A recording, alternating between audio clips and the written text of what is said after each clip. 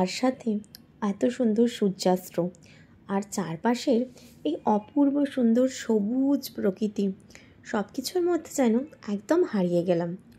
কোথায় হারিয়ে গেলাম সেটা জানতে হলে দেখতে হবে আমার এই পুরো ভিডিওটা।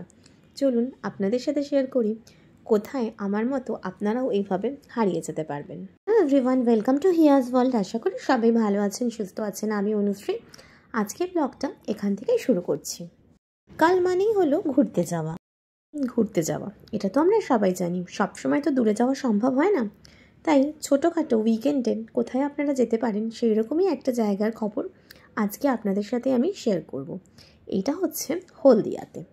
বানিয়ে ফেলছি ব্রেকফাস্টে আজকে আছে চিজ কর্ন স্যান্ডউইচ। তো এই স্যান্ডউইচটা কী করে বানাবো সেটা প্রথমে আপনাদের সাথে শেয়ার করছি। দেখুন, নিয়ে নিয়েছি টমেটো কেচাপ, এখানে ক্যাপসিকাম দেখতে পাচ্ছেন, মেয়োনিজ নিয়ে নিয়েছি, অরিগ্যানো রয়েছে, আর এখানে কর্ন, খানিকটা সুইট কর্ন সেদ্ধ করে নিয়ে নিয়েছি। এই সব কিছু দিয়ে আজকে আমি এটা বানাচ্ছি। তো খুবই ইজি। প্রথমে একটু বাটার দিয়ে তারপরে এই সবটা রেডি করে গ্যাসে জাস্ট বসিয়ে দিয়ে একটুখানি টোস্ট করে নেওয়া, তাহলেই দেখবেন একদম হয়ে গেল আমাদের গরম গরম চিজ স্যান্ডউইচ। আর তার সাথে আপনি আরও সবজি অ্যাড করতে পারেন, হিয়া খায় না বলে আমি আর দিইনি। ব্রেকফাস্টটা তাড়াতাড়ি করে নিই, বিকেলবেলা আবার বেরোতে হবে, তার আগে বাজার করতে হবে। 1 জানুয়ারি বলে কথা, ব্রেকফাস্ট সেরে তাই জন্য আমরা দুজনে বেরিয়ে পড়লাম বাজারের উদ্দেশ্যে। বেলা কিন্তু অনেকটা হয়ে গেছে, কিন্তু কি করব বলুন, সবসময় তো হয়ে ওঠে না। আর দেখুন যে রাস্তাটা দিয়ে আমরা বাজারে যাচ্ছি, কি সুন্দর না রাস্তাটা, পুরো একদম সবুজে ঘেরা। তো এখন প্রায় 10:30 মতো বেজে গেছে, কিন্তু কি করব, দেরি হয়ে গেল। বিকেলবেলা আবার একটু বেরোনোও আছে, যেখানে আমরা গেছিলাম, যেখানে প্রথম দেখালাম সেই জায়গাটা নিয়ে যাব। চলুন বাজারটা তাড়াতাড়ি সেরে ফেলি। বাজারে তো গেছিলাম, কিন্তু আপনাদেরকে দেখাতে পারলাম না আমি কি কি কিনেছি, কারণ মাছের বাজারে আমি রুমাল চাপা দিয়ে ঘুরে বেড়াই, কারণ পারি না।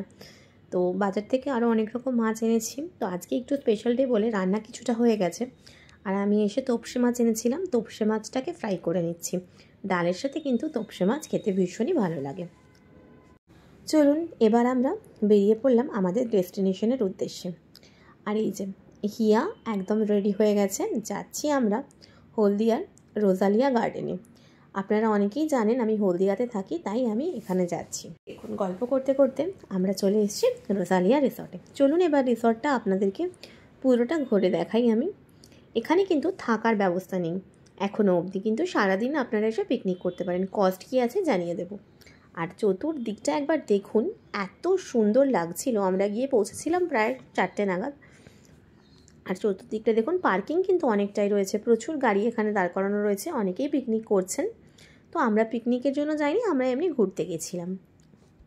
চলুন এবার আপনাদেরকে পুরো জায়গাটা ঘুরে দেখায়। তো এইটা হচ্ছে নদীর পাড়, ভীষণ সুন্দর লাগছে। আর আমরা সানসেটটা মেনলি দেখবো, সানসেটের সময়ও কিন্তু এই জায়গাটা ভীষণ সুন্দর লাগবে, একদম নদীর কাছে। আর তার সাথে এত সুন্দর, তবে এই যে সাইডগুলো বাঁধানো, ওনারা বলছিলেন অনেকবার বাঁধিয়েছেন কিন্তু ভেঙে গেছে ঢেউয়ের জন্য। আর সামনেই ছোট ছোট নৌকোও রাখা রয়েছে, ভীষণ সুন্দর জায়গাটা।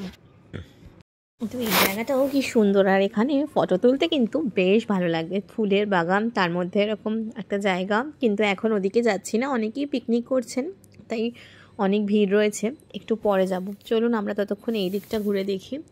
এখানেও খুব সুন্দর বসার ব্যবস্থা করে রয়েছে, ঢাকা দেওয়া রয়েছে। আর আমরা বেশি দূর এগোতে পারিনি, কারণ এই যে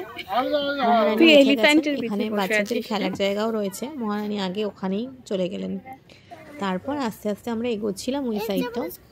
এই দিকটাতেও না এরকম সুন্দর করে সাজানো রয়েছে, খুবই সুন্দর করে। আর রাত্রিবেলা এই লাইটগুলো জ্বলছিল, আরও সুন্দর লাগছিল এই লাইটগুলো জ্বলাতে। সন্ধেবেলাও আপনাদেরকে কিছুটা চেষ্টা করব দেখানোর যে কেমন লাগে, কারণ এখানে তো রাত্রে থাকার ব্যবস্থা নেই, তো এখনো আপনারা থাকতে পারবেন না। কিন্তু থাকার ব্যবস্থাও খুব শিগগিরই এখানে হয়ে যাবে। আর খাওয়া দাওয়ার ব্যবস্থা আছে, আপনাদেরকে আগে থেকে বলে দিতে হবে, তাহলে ওনারা অ্যারেঞ্জ করে দেবেন। খাবার জায়গাও আছে, চলে আয়। আর বাচ্চারা আসলে সত্যি ভীষণ খুশি হবে, কারণ অনেকটা জায়গা। আর নদীতে সামনে যাবারও ভয় নেই, কারণ ঘেরা। কি সুন্দর দেখো মা, এই দিকটায় এত সুন্দর সুন্দর ফুল রয়েছে না, যে আমার এত ভালো লাগছিল এই ফুলগুলো দেখতে।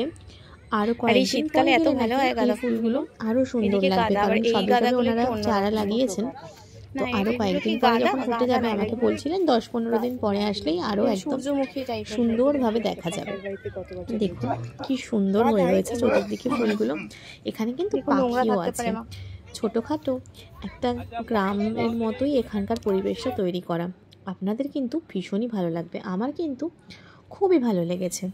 আপনারাও গিয়ে অবশ্যই দেখতে পারেন। দেখুন কি সুন্দর হয়ে আছে চতুর্দিকটা। আর এই ফুলের মধ্যে কার না ভালো লাগে বলুন? চলুন একটু ঘুরে দেখি ভেতরটা।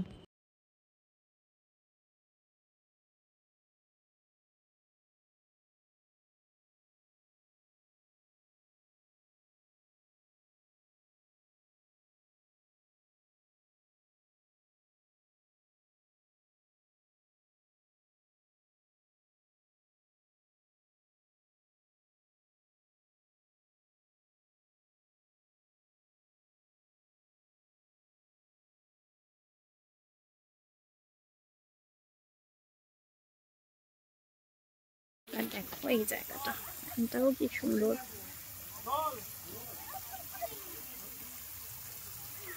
আর রাত্রিবেলা লাইট জ্বললে আরো ভালো লাগবে, তখন দেখাচ্ছি। সানসেটটা হচ্ছে, চলো সানসেটটা দেখা।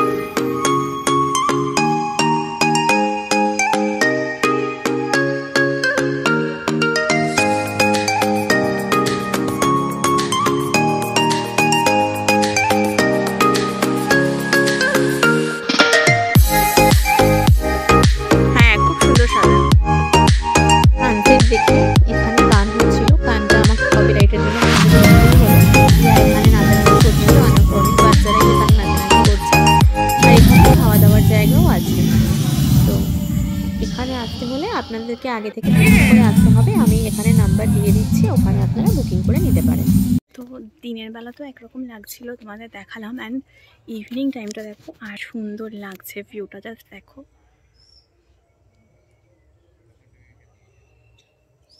কি অসাধারণ লাগছে না ভিউটা? জায়গাটা এসে কিন্তু আমার খুব ভালো লেগেছে।